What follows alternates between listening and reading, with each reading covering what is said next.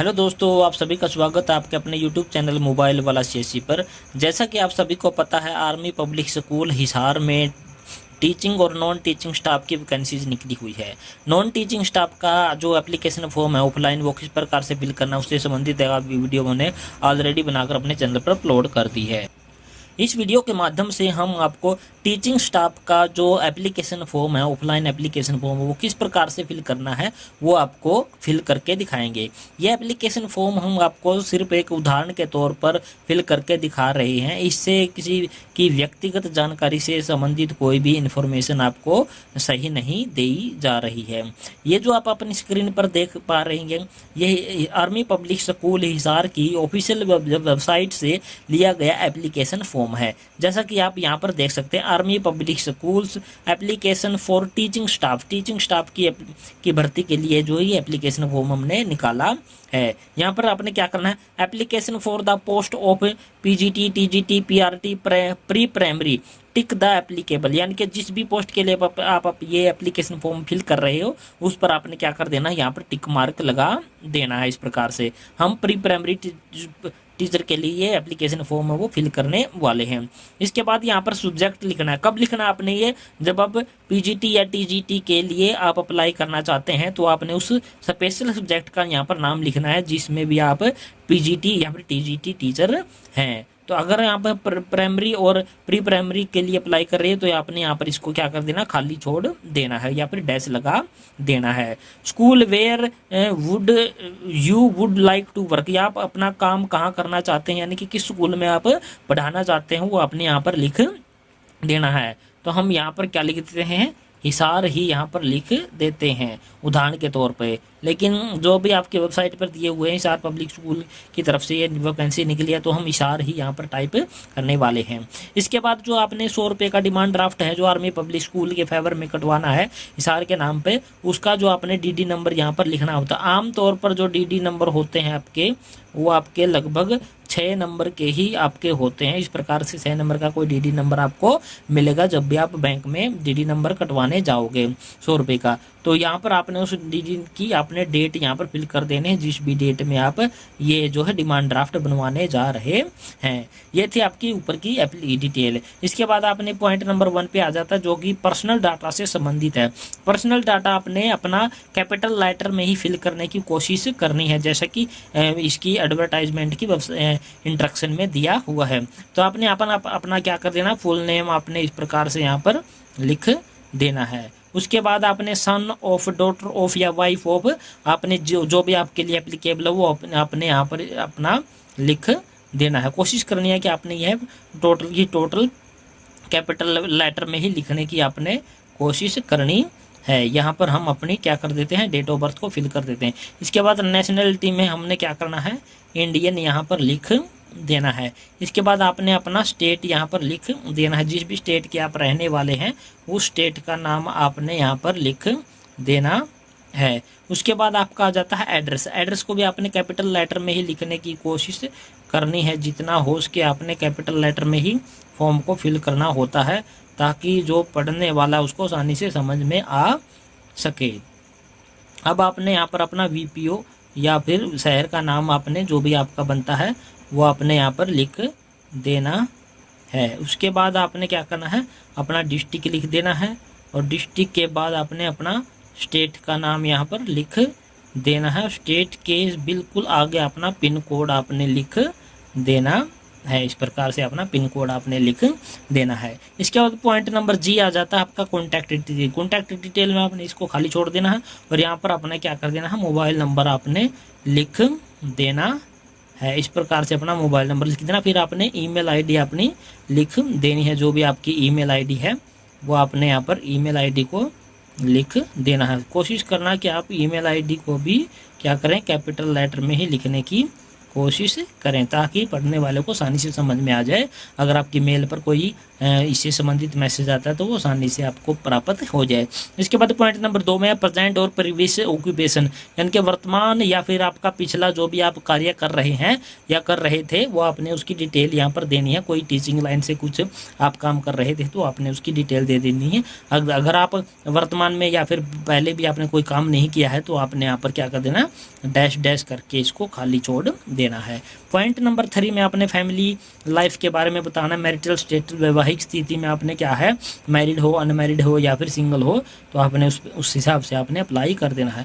अगर आप मैरिड और विडोवर हो तो आपने अपने हस्बैंड या वाइफ का नाम देना है, उसका व्यवसाय यहाँ का लिख देना है, आपके कितने बच्चे हैं, उनकी क्या उम्र है और उनकी क्या क्या सेक्स है, यानी कि वो लड़का है या लड़की है, वो डिटेल आपने यहाँ पर देनी है।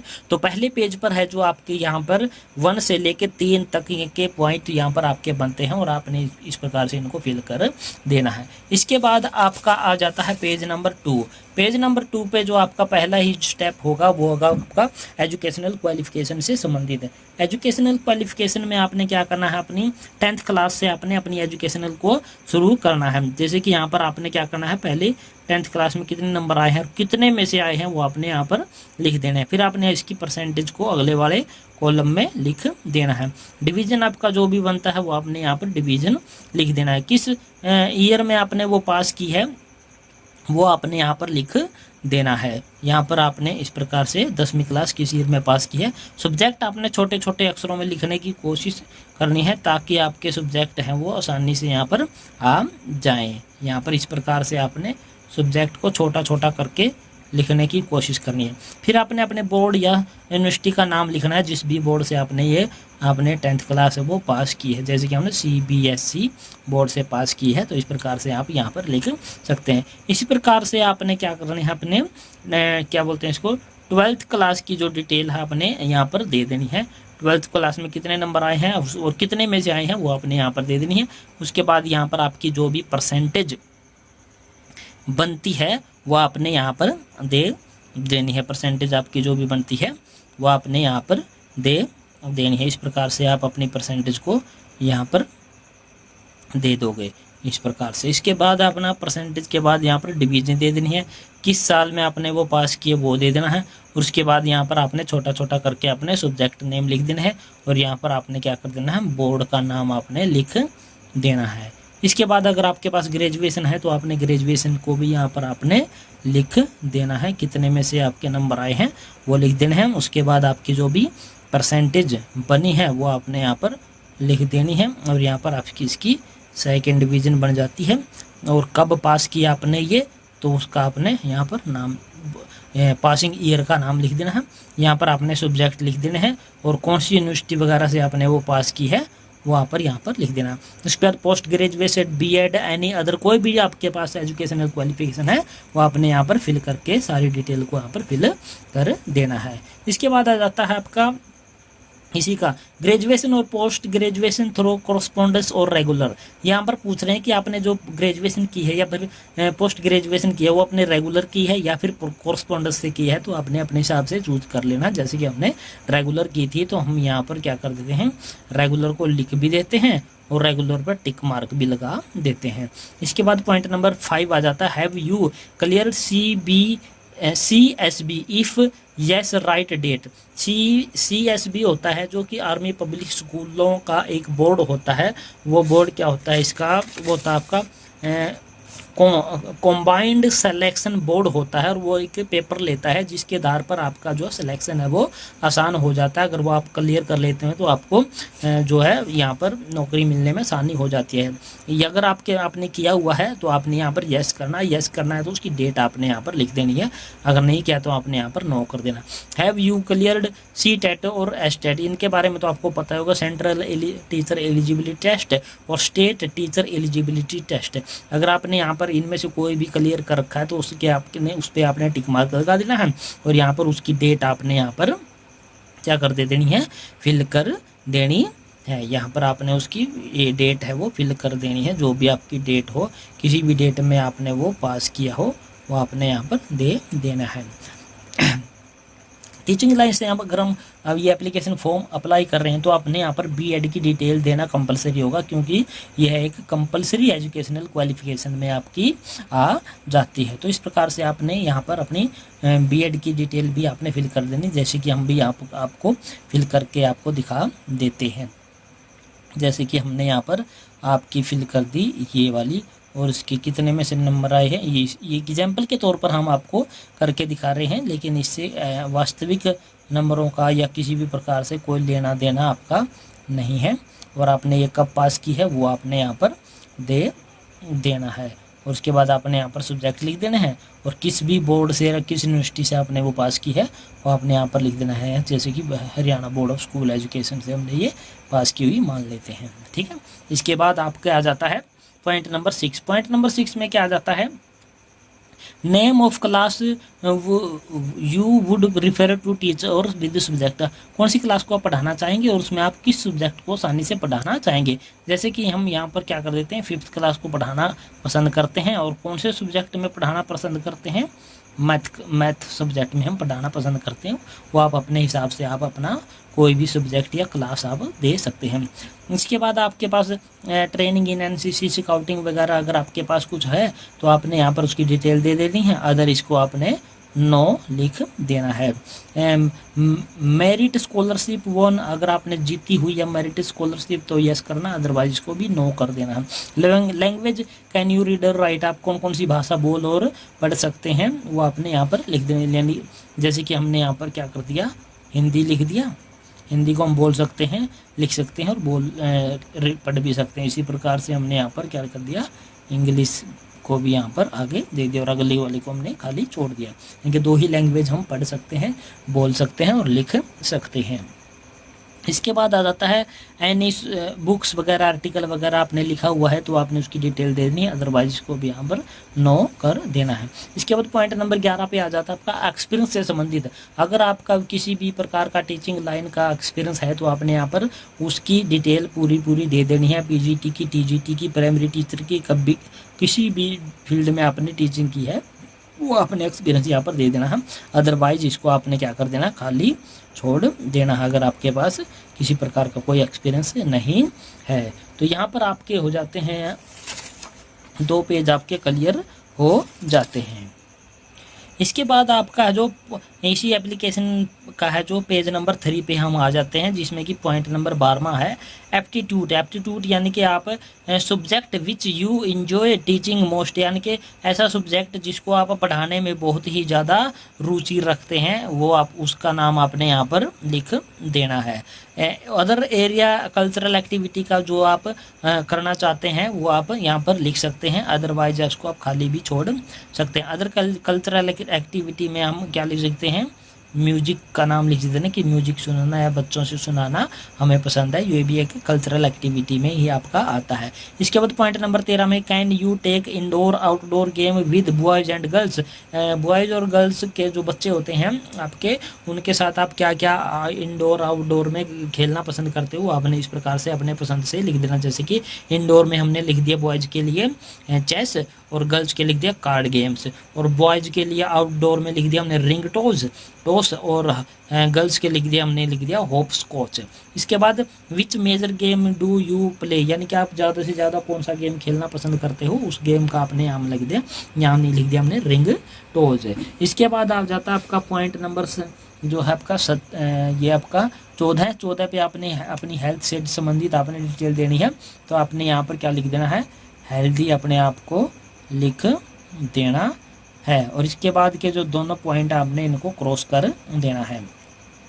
को-करिकुलम एक्टिविटी से संबंधित आ जाता है what co-curriculum activity can you teach, आप बच्चों को कौन सी को-करिकुलम एक्टिविटी है वो बहुत ही इंटरेस्टिंग रूप से आप बढ़ा सकते हैं, समझा सकते हैं, वो आप अपने यहाँ से अपना कोई भी यहाँ पर अपना लिख सकते हैं। कंप्यूटर नॉलेज के बारे में आपको जानकारी मांग रहा है, कंप्यूटर में आपके पास कोई डिप्लोमा वगैरह है तो यस करना, अदरवाइज नो कर देना है। वर्किंग नॉलेज कंप्यूटर की है तो यस करना, अदरवाइज नो कर देना है। आपके पास पर्सनल कंप्यूटर लैपटॉप है तो यस करना, अदरवाइज नो कर देना। Knowledge of computer hardware yes या फिर नो कर देना है। इसके बाद पॉइंट नंबर आपने 17 पे आ जाना, अदर एक्टिविटी। अदर एक्टिविटी में क्या कह रहा है ये, In answering, please indicate personal characteristics, interest, and aspirations of you which believe which valuable in this to this institution. आपने यहाँ पर कोई भी अपनी दो बहुत ही महत्वपूर्ण चीज़ें आपने लिख देनी है जो कि इस इंस्टीट्यूट के लिए महत्वपूर्ण होने वाली हो। यहाँ पर आपने कुछ भी लिख देना है इंटरेस्ट से संबंधित, या फिर अपनी यानी कि हम लिख देना कि आई एम हार्ड वर्किंग लिख देना है। और इसके बाद आप यहाँ पर कुछ भी लिख सकते हो, यानी कि म्यूजिक से संबंधित आप कुछ यहाँ पर लिख सकते हो, जो भी आपका इंटरेस्ट ज़्यादा है वो आप यहाँ पर लिख देना। इसके बाद आपने दो प्रेफरेंसेस के नाम लिख देने हैं जो भी आपको अच्छी प्रकार से जानते हो, लेकिन आपके वो क्या ना हो, रिलेटिव नहीं होने चाहिए। यहाँ पर आपने उनके नाम लिख देने हैं। जैसे कि हमने ये पहला नाम लिख दिया, और दूसरा नाम आप कोई भी लिख सकते हो, जैसे कि जो आपका अच्छी प्रकार से जानता हो लेकिन आपका रिलेटिव ना हो। और उसमें आपने क्या लिख देना, उसका एड्रेस भी आपने यहाँ पर लिख देना है। दोनों ही रिलेटिव्स का आपने यहाँ पर एड्रेस भी लिख देना है। ये आपने वैसे ही लिख देना है जो भी आपको अच्छी प्रकार से जानते हो, लेकिन इससे कोई विशेष लेना देना नहीं होता है। इसके बाद I have not been selected at the CSB in interview at held। अगर आपने CBS का कोई इंटरव्यू वगैरह दिया है तो उसकी डिटेल यहाँ पर फिल करना ही, अदरवाइज इसको आपने खाली छोड़ देना है। इसके बाद आपके जो एग्रीमेंट आ जाता है, एग्रीमेंट में आपने यहाँ पर देख लेना क्या क्या ये एग्रीमेंट कर रहा है। उसके बाद यहाँ पर आपने क्या करना है, डेट को फिल कर देना है। इस प्रकार से डेट फिल कर देना है। इधर आपने क्या कर देना है, सिग्नेचर कर देने, कैंडिडेट के सिग्नेचर आपने कर देना है। इसके बाद यहाँ पर कुछ डिटेल दे रखी है कि आपने एक एप्लीकेशन को प्रिंट करना है, भर देना है आसानी से। एक आपने पासपोर्ट साइज फ़ोटो एप्लीकेशन पर लगानी है, और एक एडिशनल पासपोर्ट अपने इस एप्लीकेशन फॉर्म के साथ में भेजना है। और सेंड बाई द पोस्ट के माध्यम से भेजना है। ईमेल के माध्यम से आपका एप्लीकेशन फॉर्म वो एक्सेप्ट नहीं किया जाएगा। और इसके बाद 100 रुपये का DD डिमांड आपने इसको साथ में भेजना है। अब ये सारा फॉर्म आपका जो है फिल हो चुका है। फिल होने के बाद आपने क्या करना है, इसके साथ एजुकेशनल क्वालिफिकेशन की जितनी भी डिटेल है वो आपने सेल्फ अटेस्टेड कॉपी आपने साथ में लगा देनी है, और आपने एक इसको लिफाफे में बंद कर देना है। और उस लिफाफे पर आपने क्या लिखना है, वो इस प्रकार का आपका लिफाफा होगा। आपने यहाँ पर पोस्ट का नाम लिख देना है कि आप किस पोस्ट के लिए अप्लाई कर रहे हैं, उसका नाम आपने यहाँ पर लिख देना है इस प्रकार से। फिर आप इधर आपने उसकी कैटेगरी लिख देनी है, किस भी कैटेगरी से संबंधित आपका कैंडिडेट है, यानी कि आप फिर आप यहाँ पर आपने अपना नाम लिखना होता है, यानी कि भेजने वाले का नाम होता है, और यहाँ पर उसके फादर का नाम हो जाता है, और यहाँ पर उसका क्या हो जाता है, विलेज या फिर उसका शहर का नाम हो जाता है, यहाँ पर उसका स्टेट हो जाता है, और यहाँ पर उसकी क्या हो जाती है, डिस्ट्रिक्ट हो जाती है, और यहाँ पर उसका मोबाइल नंबर होता है जो वो यहाँ पर उसको फिल करना होता है। ये तो होती है आपकी पर्सनल डिटेल। अब आपने यहाँ पर भेजना कि कहाँ पर है, किस एड्रेस पे भेजना होता है, ये आपका बहुत ही ध्यानपूर्वक भरने वाला विषय होता है। तो आपने यहाँ पर उस एड्रेस का नाम यहाँ पर आपने लिखना है जिस एड्रेस पर आपने इस एप्लीकेशन फॉर्म को भेजना होता है। जैसे कि हम यहाँ पर लिख रहे हैं, आप देख रहे हैं वीडियो में, army public school, military station,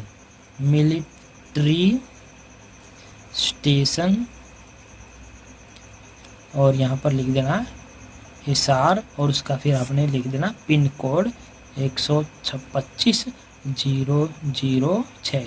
इस एड्रेस पर आपने इस एप्लीकेशन फॉर्म को क्या कर देना है, रजिस्ट्री या स्पीड पोस्ट या फिर रजिस्टर्ड डाक के द्वारा इस एड्रेस पर आपने इसको भेज देना। सारे डॉक्यूमेंटों की कॉपी आपने साथ में लगानी बहुत ही ज़रूरी है, अदरवाइज आपका जो एप्लीकेशन फॉर्म है वो रिजेक्ट कर दिया जाए। लेकिन जो डिमांड ड्राफ्ट है उसकी आपने ओरिजिनल कॉपी ही साथ में भेजनी है, उसकी कॉपी करवा कर आप अपने पास रख सकते हैं। और ईमेल आईडी और मोबाइल नंबर आपने बहुत ही ध्यान से भरना है, क्योंकि उन्हीं के माध्यम से आपको जानकारी मिलने वाली है। एक सेल्फ एड्रेस आपने लिफाफा साथ में भेज देना है, और एक एक्स्ट्रा फोटो भी आपने साथ में भेज देनी है। तो ये था दोस्तों जो कि एप्लीकेशन फॉर्म था टीचिंग स्टाफ के लिए आर्मी पब्लिक स्कूल हिसार में जो वैकेंसी निकली है उसका ऑफलाइन एप्लीकेशन फॉर्म आपने किस प्रकार से फिल करना है, पूरी प्रक्रिया हमने इस वीडियो के माध्यम से आपको करके दिखाई है।